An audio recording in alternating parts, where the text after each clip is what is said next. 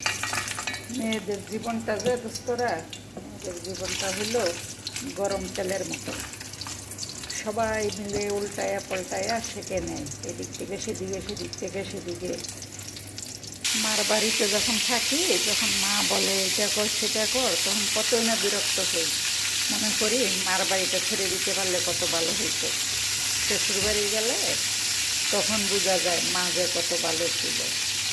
কপাল গুনে যদি শাশুড়িটা ভালো পড়ে, তাহলে জামাই ভালো পড়ে না।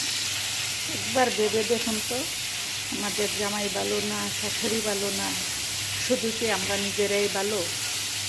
আমরা যদি ভালো হয়েই থাকি, তাহলে তো ওদের এত দোষ হতে পারে না, ওদের এত খারাপ হতে পারে না। আমাদেরও কিছু দোষ আছে, সেটাও আমরা স্বীকার করতে শিখি। কেন আমরা মানায় গুছিয়ে চলতে পারি না?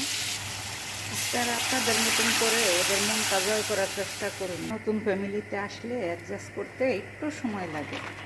ওরা যেমন আপনাদেরকে আমাদেরকে মানায় নিবে, তেমন আমরাও ওদেরকে একটু মানায় নিই, একটু চেষ্টা করি না। এত ধৈর্যহারা কেন হব?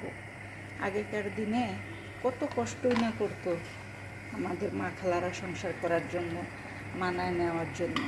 বর্তমানে সবগুলি ঘরে শুধু সংসার ভাঙ্গার কাহিনী। চলুন না, আমরাও চেষ্টা করি, আমাদের নতুন সংসারের লোকজনও একটু চেষ্টা করো।